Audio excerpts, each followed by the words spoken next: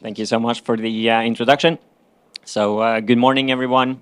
I just found out this morning that I have 10 minutes for a presentation and not 15, so I might skip some slides. We'll see how it goes. Luckily, we're in this small, intimate room, so no worries. So, this first picture here might be a bit confusing. I feel that it represents carbon accounting pretty well. It was what I got back when I asked the OpenAI DALL-E 2 image generator to explain scope 1, 2, and 3 to me. It represents different colors of green. I think that fits well. It has something to do with Paris, and the texts are somewhat difficult to read sometimes, as we can see here. Hopefully by the end of the next 10 minutes, this will be a bit clearer, this picture.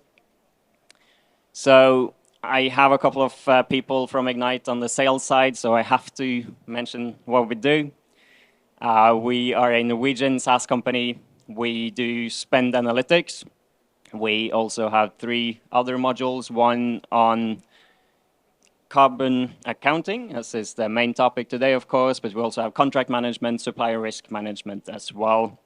We have a bit more than 55 employees, 130 customers, operates mostly in Norway and the Nordic, but now more and more in the UK and in Germany as well. So what is carbon accounting? Why is it important? It was mentioned in the previous session that carbon accounting is one of the things that funding increases the most in when it comes to the carbon part of the industry. And there are a jungle of acronyms when it comes to sustainability reporting. It can be really hard to keep track on what applies to your company, what includes scope 3, what doesn't, when will it be in effect for you. The most important thing here is to know that for all of these, when it comes to carbon accounting, the greenhouse gas protocol is the Bible. So everything else is based on the greenhouse gas protocol. So as long as you follow that one, you're good. And it is the greenhouse gas protocol that has defined the different scopes. So a company's scope or a company's emissions is divided into 3 scopes. You have the scope 1 emissions, which are the direct emissions to air. It can be combustion in company vehicles, for instance. Scope 2, here you have the indirect emissions from purchased electricity, heating, cooling. And then scope 3, the really difficult one, is everything else. So you have upstream activities, your value chain, and all of the purchased goods and all of that, but also the downstream activities. For almost every company, this upstream scope 3 part is more than 70% of their total emissions. So it's a really important part of the total emissions. And we will see quite a change in this space in the coming years. Much more will be automated in the future. Hopefully, more and more suppliers can provide CO2 numbers directly on the invoice, for instance. Much more automated way than what is done today, but currently only very few suppliers will be able to give this on the goods and services that you buy from them. So therefore, we have to calculate the upstream scope 3 emissions in another way. So quick step-by-step guide to that. In the greenhouse gas protocol, there are 5 principles that should be followed.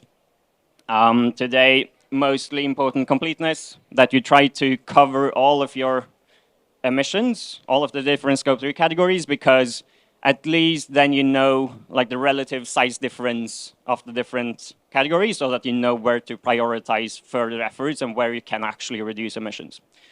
Many companies, they focus quite heavily on business travel, and it is typically a category where you can reduce emissions. But if that is like a minute percentage of your total emissions, then maybe the effort would have been more effective somewhere else.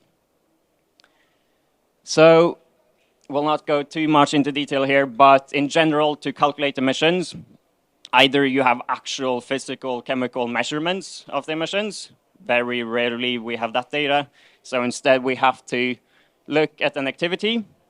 It can be purchased electricity, can be something else, it can be employee commutes back into the office, and then we have to match it with emission factors to calculate the emissions.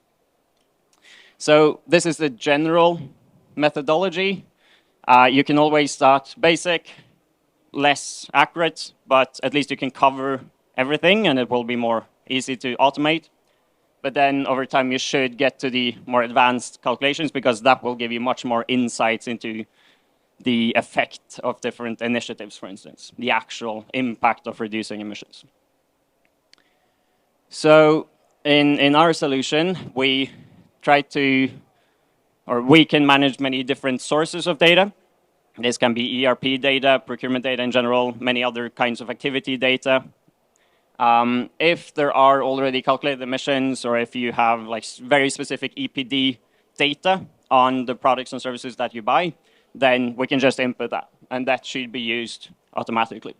If not, then either you will have to like manually input some activities, say, we traveled here from Oslo, we were 3 people, that's 6 times Oslo-London in flights. We can just add that as an activity, and the system will calculate it. But if you have like an Excel sheet of all the travels of all your employees over a year, then you would rather upload it and do it more automatically. So when it comes to the upstream scope 3, we typically start with the procurement data. We'll look at all of the spend. So for every purchase of an organization, we map with the best fitting emission factor. Not perfect because the spend value is not always very well correlated with the emissions, and also it will not give you the actual emissions from that purchase. But it will cover everything, and it will give you the overview so that you can prioritize further efforts. Then you should add more accurate data on the amount of something, like the number of kilometers, the number of tons, the number of flights, instead of just the price. And then finally, use the supplier-specific numbers where they are available. But that depends much on the industry. In the construction industry, for instance, you typically have much higher amount of EPDs available on the products that you buy. So our methodology is third-party verified, transparency important. We have a really cool case to look at where the largest construction company in Norway is using Ignite to calculate their emissions, where we use the exact values where they are available. We use some less accurate values on certain purchase categories, and then we cover everything else with a more general spend-based method. There's a whole webinar on it if you want to look more into it. We have also released our own emissions report, going very in-depth into our own methodology and how our emissions have developed over time and so on. See that I'm starting to get short on time, but we started with this picture. So carbon accounting is super important for every company. If you're not covered today by any of these acronyms in the beginning, you will be covered within this decade. More and more companies will have to report on scope 1, 2, and 3, 2025, 2026, and so on. But it can be confusing. 10 minutes is not enough to go into depth on this very complex topic, but we have 5 minutes Q&A, and also we have our stand E44 just around the corner. And just a quick summary. So no reasons not to get started. It is so much better to just get started, get some initial basic calculations going so that you at least have the category relative size differences. Greenhouse gas protocol is the Bible. 5 principles, rough estimates, and then focus to within the most important categories to increase the accuracy over time. And then we at least start with the spend-based to cover everything, activity-based and then supplier specifics, combine the different calculation methods, and then you have your baseline. You can start reducing, you can set your targets and all of that very, very important stuff. Yep, that was 10 minutes. Awesome. Thank you very much for the presentation. Are there any questions from the audience? There you go. Thank you for that. Francesca, Carbon Bright, we do automated life cycle assessments, so a bit more detailed. I'm sure that I just wanted to ask if you have the same kind of problems with emission factors. So when they're non-existent, you just can't find them in eco event, etc. What do you do in those cases? Yes. So emission factors are difficult. And there are some databases that are open that can be used. We use something called LCA-base for the spend-based calculations. That has 200 categories, and it has regional difference and yearly difference, which is good, but still not perfect. Then you have some databases locked away behind like paywalls. We try to not use them because it's not then fully transparent why we got the numbers we got. When it comes to other emission factors, so LCA, like life cycle assessment, is when that is calculated, as I mentioned, EPD is like environmental product declaration is very important to use when possible. Yeah, would you say that answers some of the question? If not, yeah, come to this then. Anyone else? Any more questions? I really like this final slide, the no reasons not to get started. It's definitely a very important and difficult topic. Do you have any experiences or advices also with small businesses? Do they use these solutions? Are they already thinking about implementing this? Yes, so many small businesses will not have the capacity to go in depth into carbon accounting. They won't have the resources to have people just looking into this, maybe not anyone looking into sustainability in general. So then it is, as you mentioned, like no reason not to get started. It is so much better to have some basic calculations, and there are free tools for that. The Greenhouse Gas Protocol, they have an online web-based free tool where you can input like simple activity data, and it will give you rough estimates. There are also other free and available tools where you can get started. It will not give you the accurate results, but it will get you something, so you at least know like approximately where you are on your emissions. Wonderful. Anyone has any question? There it is.